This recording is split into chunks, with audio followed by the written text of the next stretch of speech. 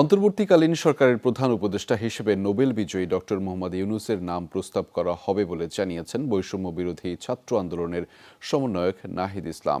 সামাজিক যোগাযোগ মাধ্যমে পোস্ট করা একটি ভিডিওতে এই কথা জানিয়েছেন তিনি। এ সময় নাহিদ বলেন, ছাত্র জনতার সফল অভ্যুত্থানের পর ফ্যাসিস্ট ও তার দোসররা দেশ জুড়ে নৈরাজ্য করছে।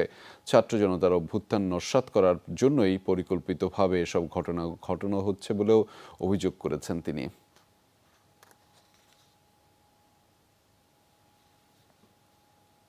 আমরা সিদ্ধান্ত নিয়েছি যে সর্বজন গ্রহণযোগ্য আন্তর্জাতিক খ্যাতিসম্পন্ন নোবেল পুরস্কার বিজয়ী ডক্টর মোহাম্মদ ইউনূসকে প্রধান উপদেষ্টা করে অন্তর্বর্তীকালীন সরকার গঠন করা হবে এবং ডক্টর মোহাম্মদ ইউনূসের সাথেও আমাদের কথা হয়েছে। তিনি ছাত্র জনতার আহ্বানে বাংলাদেশকে রক্ষা করতে এই গুরুদায়িত্ব নিতে সম্মত হয়েছে। আমরা সকালের মধ্যেই আমরা এই সরকার গঠনের প্রক্রিয়া দেখতে চাই।